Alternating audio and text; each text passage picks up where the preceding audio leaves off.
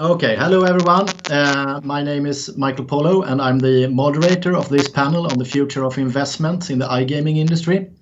So my relevant background for this is that I was one of the co-founders of the online casino Mr. Green back in 2007.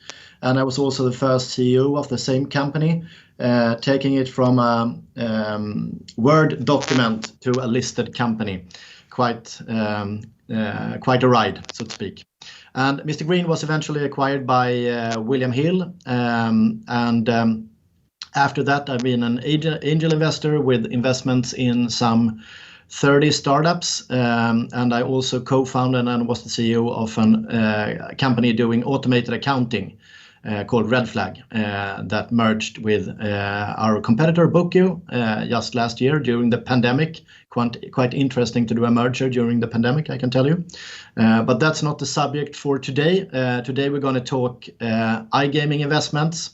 And I personally today hold no active positions in iGaming. So I guess you can view me as a very impartial moderator today. Before we start, I want to stress the fact that we will not be giving investment advice today. All information and thoughts are provided as is, and it does not represent any investment advice, tax, legal, or otherwise advice to you. If you want to invest in the sector, you need to carry out your own investigations. Neither the panel nor myself will entice you to buy or sell any securities based on today's conversation. And Thomas, I know from a regulatory perspective, you're obliged to, before we introduce you, you're obliged to say a few words in this matter as well. Yeah, I just have to say, for important disclosures, please see the Morgan Stanley research disclosure website at www.morganstanley.com/research disclosures. Okay, thank you, Thomas. There is no better content online than getting URLs read out loud. So with this stellar start, I just want to give you some background here. If you look at the development of the iGaming industry, we have witnessed an enormous growth the last 10 years. We're talking more than 100% growth in most jurisdictions. And also, I would say, a professionalization of the industry as such. When I started out back in 2007, you would have to fight your way to find a guy in a suit at all, so to speak. And what was once just a tumbling ground for opportunists, sort of a Wild West, has now become a professionalized industry with major efforts in sustainability and efforts to avoid harming clients, etc. And the business has gone global, and we also have a new regulatory landscape. These are some of the things we're going to discuss today, and if the meteoric rise can continue and what to look for in investing in the area. For this today, I've help from Thomas and Andreas joining me. Thomas Aaen is a managing director at Morgan Stanley, where he heads up its US gaming, lodging and leisure equity research coverage. He has been at Morgan Stanley focusing on the gaming space for around 15 years now. So you've been around, Thomas.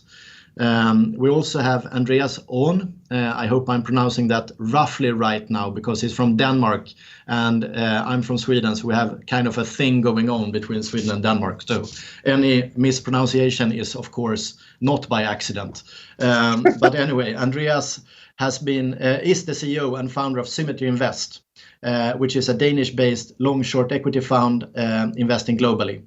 And iGaming has been a core focus for them, as Andreas' portfolio manager has worked in the industry for some 10 years, and the fund is actually seeded by the founders of Better Collective.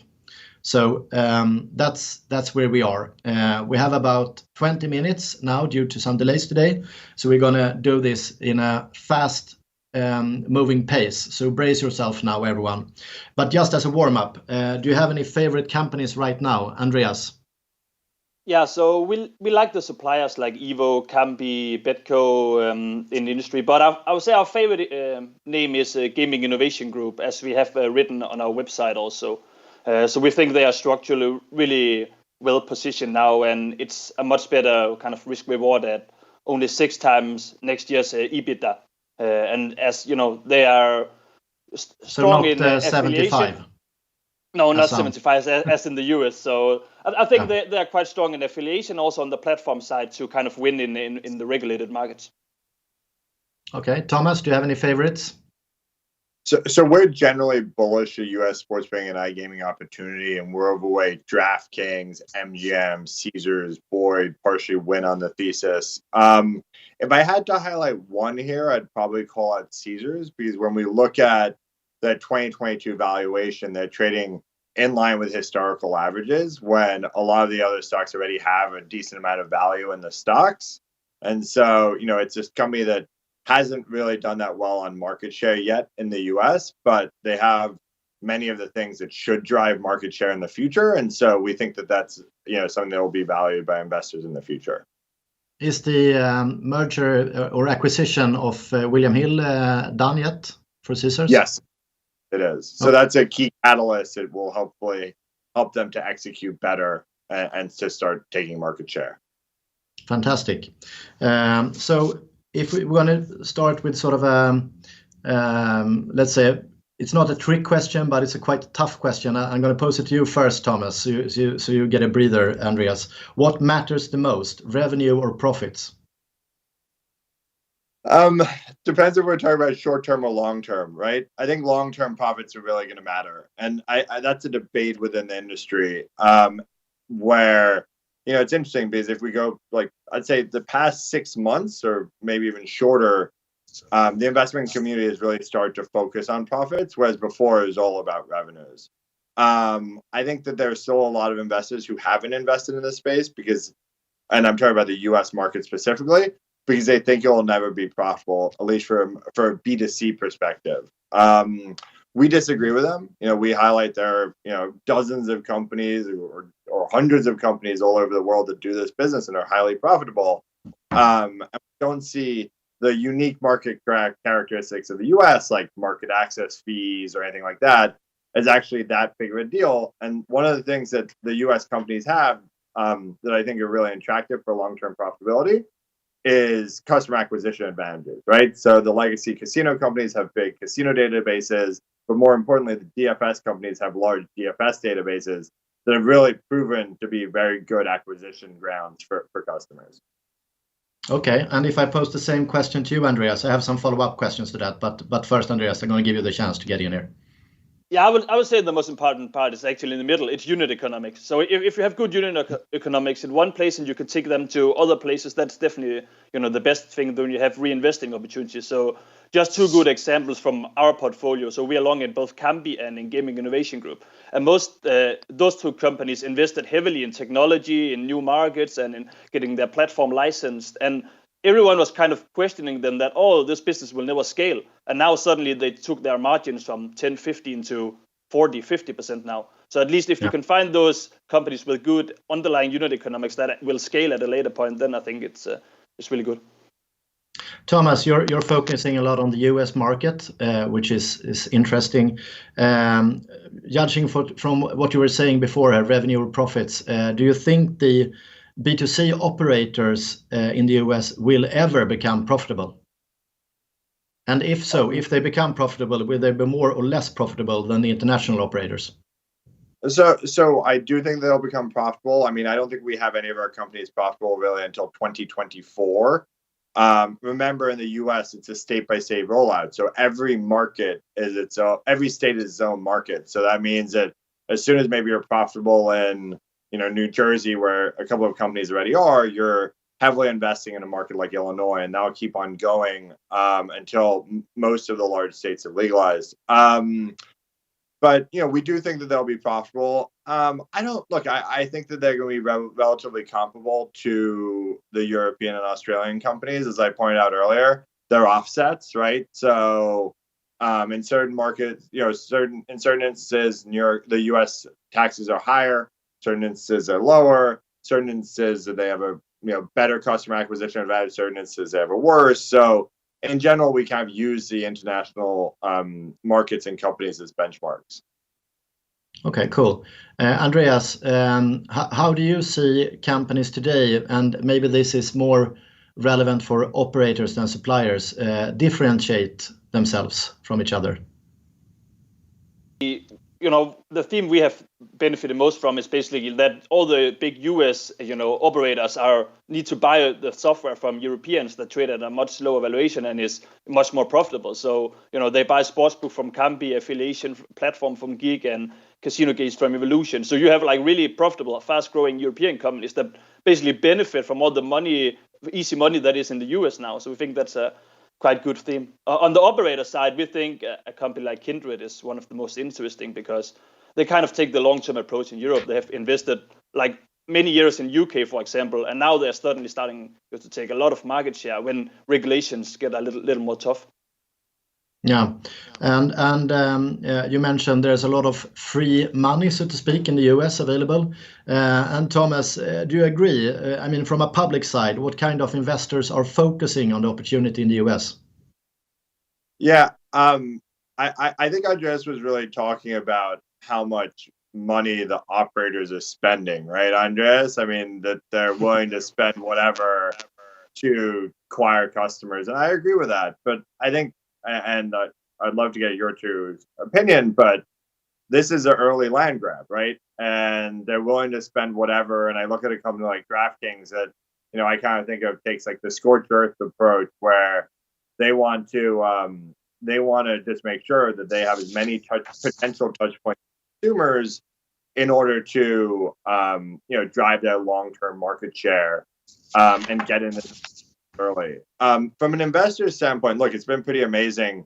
As you mentioned, I've been covering the gaming space off and on in the US for 15 years now. And over the past 2 years, I've never seen this much of an influx of other investors, not standalone gaming or standalone consumer investors, but other investors look at the space. And the amount of, I probably spend more time on the phone with internet and media investors today than I do with gaming investors, just given how attractive this opportunity is. Fantastic. And you mentioned a land grab going on in the US right now. Andreas, how do you see, I mean, following a land grab, we should see some consolidation, and we already seen the start of this in Europe. How do you see the consolidation race going on going forward? And this has been sort of an issue. As I said, I started in the iGaming space in 2007, and this has been sort of next year the major consolidation is going to happen. I've heard it every year since 2007. But where do you think we are right now? Yeah, so I see from 2 points that we take a lot of focus on the consolidation space. One is in affiliation, where we can see that in regulated markets, the operators only want to work with really the big affiliate companies. So, back in the days when you started in the business, it was easy for two guys in a garage to build a website and send traffic to an operator. But now, due to all the compliance things that, affiliates can really roll up this industry and become much bigger. And then the thing we are mostly focused about with the US is kind of the US companies have the focus of wanting to own their own technology. Whereas like in Europe, it's much more normal to kind of outsize the platform, outsize the casino games, the sports book. So we kind of want to kind of figure out, where does the European players be affected of this changes. Andreas, why do you think that is? I think it's just something is just like US mentality, and we have seen at least in the first 2-3 years now since PASPA that investors really like when companies in the US can go out and say, "Oh, we own our own technology," even through the technology maybe it's not that good. Just to say that, you get a premium in a share price, and then you can raise money on that premium. So I think at least our point is that at some point, what you will win in this industry is either have the best brand or the best product. You will not win by have the best marketing, the most marketing in the short term. You could, of course, be the best at M&A also. That could be a third play, I think. Yeah. Thomas, would you like to chime in on the consolidation race? Yeah, look, I mean, we think that there'll be more consolidation for sure. I mean, if you look at Australia as a good comp, the UK with the two large kind of conglomerates there. Generally, we're expecting that at least on the sports betting side, the US market will have 5 players who have about 90% market share. That means there are going to be a lot of smaller players that will either go away or get consolidated into bigger players. And so, we think it goes back to my earlier point, which because the US is a state-by-state rollout, it's going to take a lot longer to profitability than another market. And so there are going to be certain, very well capitalized companies that can continue to do that, while others, it could potentially make more sense to be part of a bigger network. Okay, cool. A different issue that's becoming more and more common and prevalent in the gaming space specifically, and investing in gaming space, is of course ESG. How do we keep an eye on it, both from a company perspective but also regarding flow of funds? Andreas, would you like to try to attack this quite tough question? Yeah, so we have basically two focus, and one thing is that how should we brand ourselves as a fund doing iGaming investments. And basically our approach here has been to always say, like, when we buy an iGaming stock, do they work to make the industry better or worse? So basically if the company we buy went away, would the industry be better or worse? So we only try to buy companies that we actually think are going to improve the ESG in their business. The other topic is that we of course look at kind of fund flows in businesses. So what we could see a few years back in some of the companies we followed was that a lot of the Swedish institutions were forced to sell out of the stocks.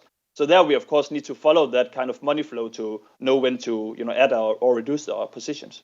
But now some of them needs to repurchase the stock due to the companies becoming so big, so they become parts of the indexes. So we'll see. Things that now we see this Roundhill Bets ETF in the US that is actually forced buyer of the European names. So now it's kind of reversing a little bit. Yeah, Thomas, what's your view on ESG? Look, I think the U.S. industry needs to be aware of it and to be focused. I mean, the thing that I focus the most on is problem gambling and avoiding minors from gambling. And I think one of the good things about the U.S. Structure is, for the most part, they're siloing the retail licenses. So unlike in other developed markets where you have retail shops and children are walking down the street and they're like, "Mom, what's that over there?" In the U.S., it's mostly going to be siloed to physical casinos, or in some cases to arenas. Also, the U.S. I think has already gone down the path of we're not going to have the type of kit sponsorship that you have in Europe, which I think will also help kind of avoid getting the branding too far out into minors and really pushing problem gamblers as much. But I do think that it's an important topic, and there's still a lot of things that the industry really needs to be focused on to make sure that that it holds up to best ESG practices. The legal age is 21 in US, right? It's 18 in Europe, so to bet. So that's also different. Yeah, that's true. And I guess one issue will be to actually also be able to at the same time look at problem gaming or gambling and try to grow aggressively. The most successful companies will probably be the ones who can do both at the same time, because some are really good at sort of avoiding problem gambling, but they're not so good in growth. And we haven't seen that many examples on companies being able to do both. Do you see any such companies that could be role models, Andreas? Okay, Thomas, you start.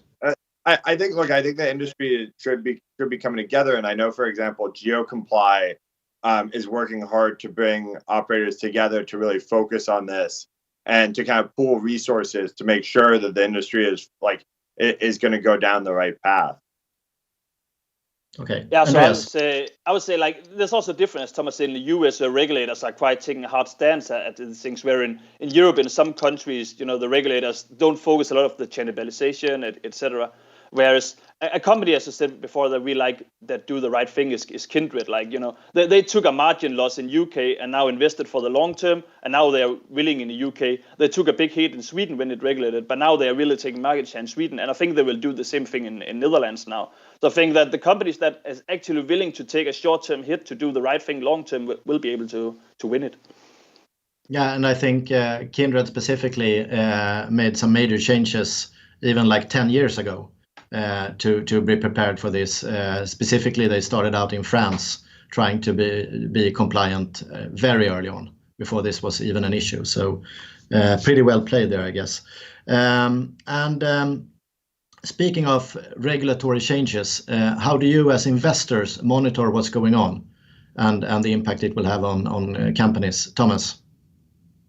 A lot of reading is the most direct answer. We subscribe to a lot of news articles, gambling compliance, Mixer gambling compliance, Fantini, Alan Wojcicki, the Legal Sports Report. So we read a lot. We also look when there's something going on, we reach out to the regulators or the lawmakers and try and figure out what's going on there to get their own opinions. So it's heavy lifting, but I think that's a key kind of value that we provide for the broader investment community. Because look, if you're not a fund that's fully focused on this topic, you're probably not going to be as in the weeds as we are on this. Right, Andreas, heavy lifting, is that the recipe here? Yeah, so we talk a lot with the companies. We do expert calls with industry experts to kind of see where the trend is going, and then we kind of focus a lot of what companies will benefit from regulation. So as I said, like a company like Gaming Innovation Group, they do they have a lot of PPC business in affiliation where they can do Facebook, Google advertising. You can only do that in regulated markets. So basically, like 2 years ago, they were only in 3 markets, and now I think they're in 10 markets with PPC. So they're growing like 100% a year in the PPC business. So I think that if you can kind of identify the companies that will actually benefit from regulation and position yourself in advance of this, then you should be able to do well. We host a call with a public policy expert every single month to just be on top of it, because the U.S. market is changing so quickly that it's important to stay on top of. And Thomas, if you look at the U.S. market specifically, what kind of returns do you expect in this sector going forward? So good question, right? Because look, how do you really think about returns when a lot of these businesses are coming from like an omni-channel approach, right? They're taking existing assets and they're investing in them to then generate returns in the future. What are we thinking? Look, we're thinking 25% EBITDA margins on a $15 billion revenue market. And so it's good returns. Look, I mean, for certain companies, yes, they're investing hundreds of millions of dollars today. But like I think about a DraftKings, for example, we have them losing, $500-600 million of EBITDA the next few years, but then, come down the road making over $1 billion of EBITDA a year. So very, very high return. And Andreas, what's your view on this? Get the question totally. Sorry, what kind of returns do you expect going forward now? Yeah, so that's the tough one, because it has been like an amazing ride here for the last few years. So a fund return is 20% growth. So we wouldn't invest in, we don't need to invest in iGaming. So if we can't find that kind of returns to iGaming, we would just find it somewhere else. But we still think we can at the moment. Okay, great. So 2 quick final questions then for today's panel. First, just one that I'm a bit interested in myself. Where do you see the intersection of crypto and iGaming? Anything to look for there? Thomas, if we start with you. I'll pass it on, Andreas. That's beyond me. Yeah, Andreas, are you more into the new tech stuff than the Morgan Stanley guy? I was maybe I'm a little younger, but I would say crypto is not something I'm really good at. What I've seen so far, what I hear from kind of the experts we talk to, is that crypto is still more getting used to kind of circumvent the regulation in Europe. So kind of like companies kind of say, okay, if you can transfer Bitcoin to me, I can put some money into your bank account in an unregulated manner there. So yeah, I think it's more a place that is getting used to kind of circumvent regulation, not to benefit from it, at least at the short term. Okay, cool. Final question then. What is the biggest caveat going forward? Thomas, what should we be afraid of? Yeah, look, I mean, I think that the international, so again, focused on the U.S., I think the international markets set the framework for what ones could be afraid of, which is like higher regulations and the industry potentially going too far on attracting problem gamblers and public perception going against the industry. I think the industry so far is in such a growth mode that that's not an issue, but I just think that the industry has to be smart about growth to not, make regulators worried about what's going on.